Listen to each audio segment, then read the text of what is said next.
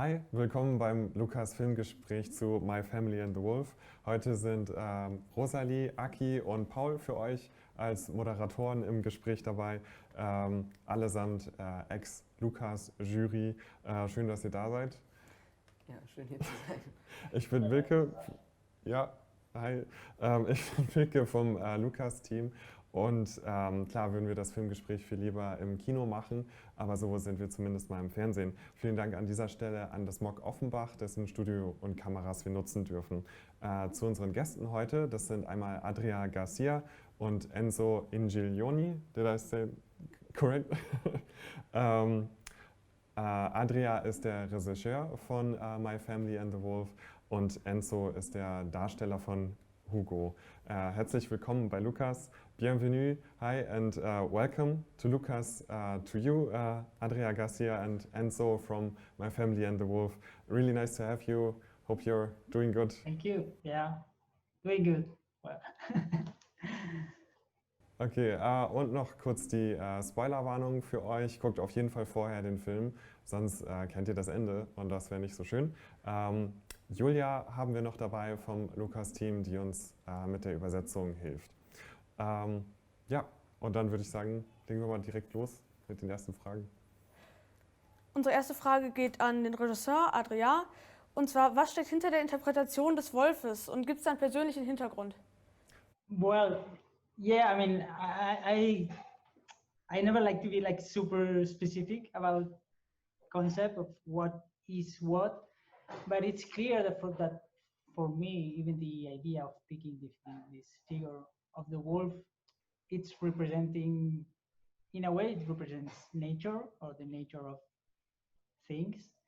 And then it's also because it's a wolf and it has this relationship with how the figure of the wolves are treated in fairy tales, then I felt that there was this relationship with bad events, in this case the bad event that is happening in the movie. So in a way, it's something that we are scared of, but that we can't really stop.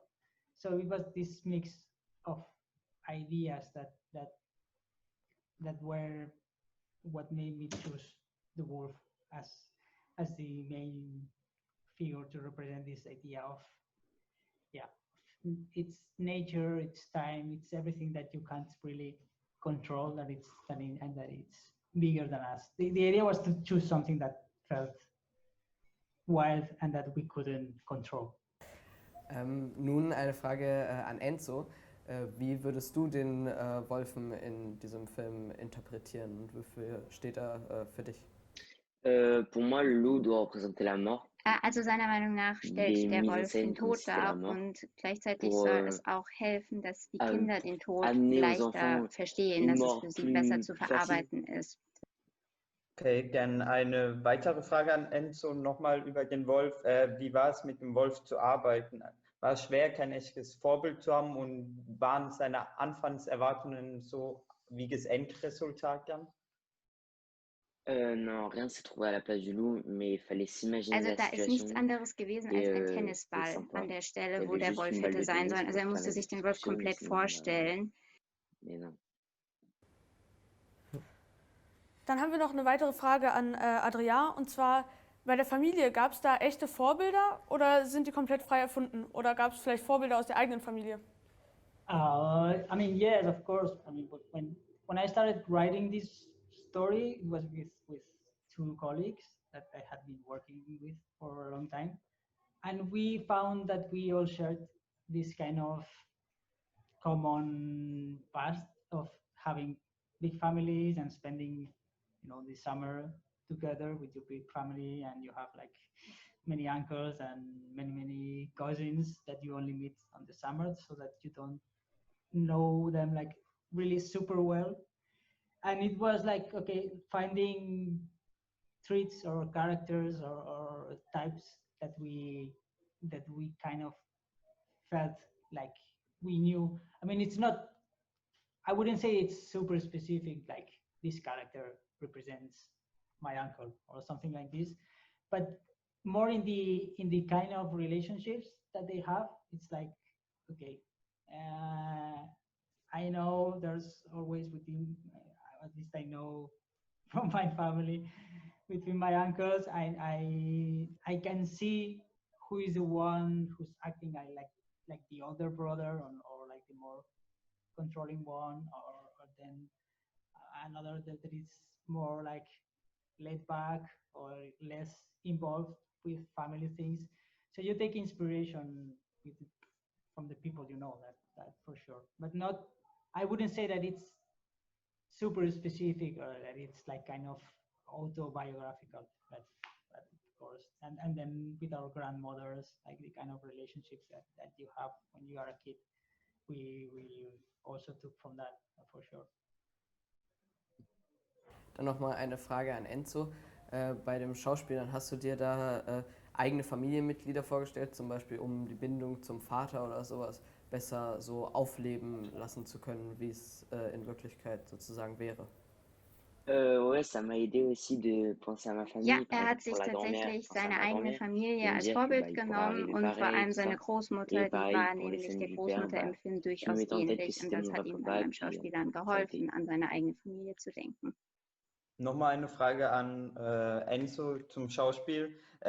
Bist du ähnlich wie Hugo, also deine Rolle? Und wie viel Hugo steckt in dir selbst oder wie viel Enzo steckt in Hugo? Ja, Okay, un also er sagt, Hugo, es ist verschiedene Formen von non, Hugo en gibt. fait, Also il y a trois Hugo. es gibt Il y den, a wie un er dans ist, la wenn er vraie mit vie, seinen Cousinen qui est un peu zusammen moi. ist und dem Cousin. Und Il es y a gibt un dann dans le auch film. den, wie er ist, Et il y en wenn, a un avec les cousins er et mit der cousines. Großmutter zusammen Il y en a ist un oder avec la mit der grand-mère, gesamten un avec Familie chaque zusammen personnage. ist. Und er hat gesagt, dann gibt es halt auch noch ihn außerhalb der Geschichte. Also er ist wohl, so wie ich es verstanden habe, nicht selbst wie Hugo. Dann an Adrià. Ist das Bild vom Wolf während des Drehs immer gleich geblieben oder hat es sich zum Ende hin auch verändert? Und war es schwierig, das in der Post-Production dann so zu realisieren? Oh, well, I mean, it's because it was such a long process. I mean, it had to change for sure. Like at the beginning of the movie, we were even thinking of making everything as an animated film. So, and of course, the tone was a little different. And then when you realize that you want to mix characters with real life, you can't be so cartoony, or so you have to be more careful with how realistic it looks. So at least we wanted it to look like physical with hair and everything. But the one thing that stayed for sure from the beginning to the end was the idea that it was like not super realistic, and that it was like huge, like super big in size. That it was at least like an elephant, or so that we are always certain that it's not something like realistic, that it's something that's happening in a story or in our minds, or that it's not a real wolf in a sense. So, but then of course you have to adapt your vision and to the designs, and then there's like another step that it's not only what you want to do, but what you can do with the time that you have and the constraints of timing and everything. But in the end, I think it's pretty close to what we had in mind from the beginning. I mean, even if I look at it now and knowing where we were coming from and what we did in the end, and I think we respected the main ideas and the main concept, and then of course everything that changed was like, because film and post-production and animation is an organic process, things change to adapt to the story. But just like all the characters change through development, so it's not like something that was really super different. So about the style of the animation, especially in the flashbacks, it had for me it was really kind of a fresh style. Where did you get that from? What was your inspiration, or what was like the expression of that specific style? Well, as I was saying, like in the beginning, because I come from animation actually, so at the beginning it was we thought of the story as an animated film, and then as we found out that we wanted, okay, maybe it's a good idea to have this mix with real and a story, because it's also like a film of stories within stories, so it worked really well. But style-wise, I think I knew that I wanted something that would play a lot with the lights of the summer and the color, and we have that in the palette. And then I wanted something that felt like hand drawn and 2D and flat, and had this kind of fairy tale feeling, because it's like a story that you read in a picture book. So we wanted to keep that idea that it's the life of the grandmother, but it's also like a picture book, and that's what guided our style at the beginning. Gut, dann nochmal eine Frage an Adria. Wie lange dauerte der Dreh, beziehungsweise auch wie lange dauert es von der Idee bis zur letztendlichen Veröffentlichung? Yeah, the first time that we started playing with this idea must have been like 2010. So all in all, it's 8-9 years, because we were like pitching it as an animated feature, and we made like a teaser, like a proof of concept 2-minute piece of like a 2D animation. So we were like maybe 5-6 years trying to to make this as an animated feature. Then we had some time that, okay, you are not so involved in the process for maybe 1 year or 2, and then we came up with this idea of the live action and started rewriting and redeveloping, and so it's I'd say it's 8-9 years, but with different levels of intensity. So another question to you, Adria. The team must have changed a lot over this long time, and for the final film, how it came together, how big was the team? Yeah, well, I mean, the team changed mainly because for the first years, it was only me and my 2 partners and a very, very small team, like trying to make it into an animated feature. And then from the time we started working with Folibari and developing it as a live action film, it's like, yeah, the team was completely new, except for the writing and the original concepts that I had done with my partners.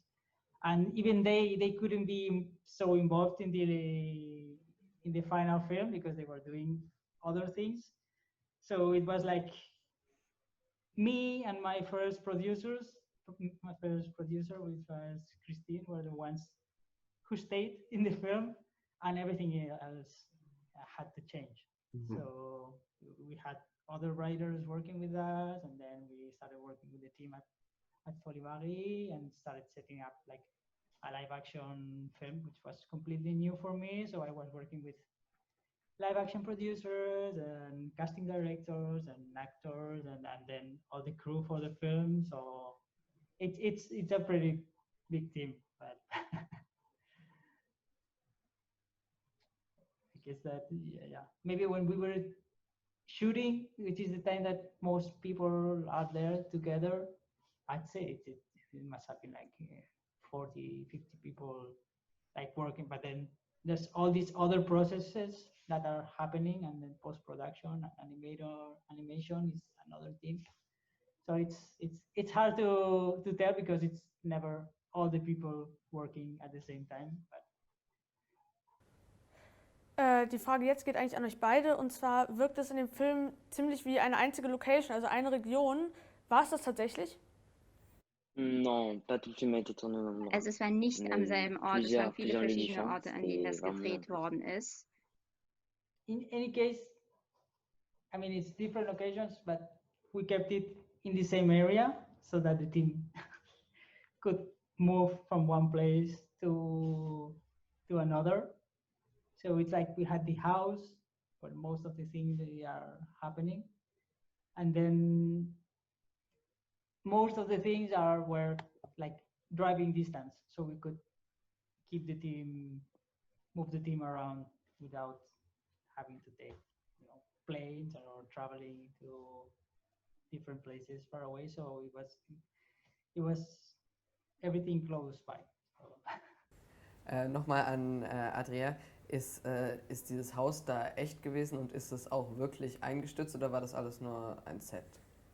Yeah, I mean, no, it is an effect, of course, because we didn't have the budget to destroy a house, even less so a house like that. And yeah, it's a house that we struggled a lot to find. I mean, I looked like many houses, and I think because it was so important to me, and I had already been working on it as an animated thing, so I already had like a picture of the house in my mind. It took a long time to find like, okay, this is the one, this is the place, and I wanted to have like the forest around and a certain distribution, and so it took a long time to find, but in the end, yeah, it's a real house. It's pretty much like you see in the film. We changed some things inside to make rooms bigger, and all the part that falls, like with the scaffolding and everything, we had to build. And we also built some of the rooms inside the house because it was such a small house from the outside, which is something that I wanted to have. But then we didn't have the rooms in the script inside the house, so we had to build something on a different building that was close by, like the children's room, for example. We had to build it in the same place that the garage is actually. So we took the garage out and we transformed it into a room, and we create the illusion that it's inside the house. That's the biggest change. So the house was really a main character. Yeah. I mean, from the beginning, it was clear that it had to be. It's one of the main characters. It represents, for me, it really represents what's the heart of this family. No, in a way, it's the idea that they have to save it to save their family. So it was like a central piece, of course.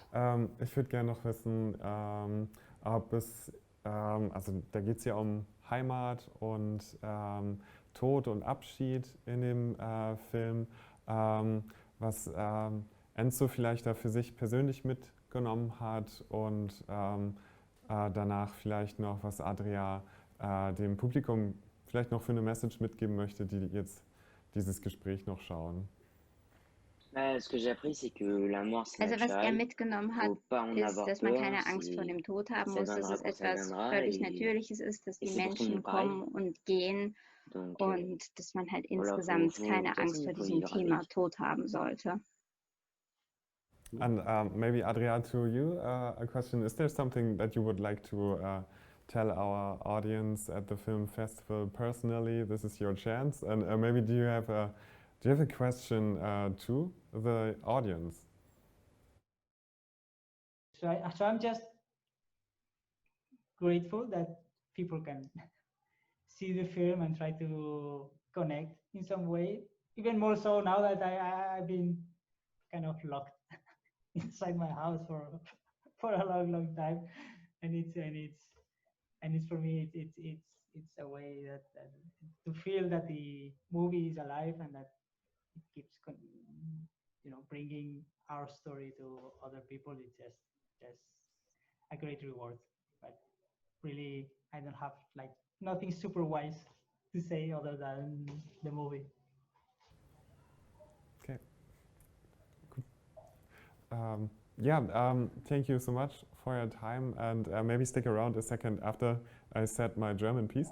And good luck with your film in the Lucas competition. We will see how it looks. And merci beaucoup, Enzo aussi.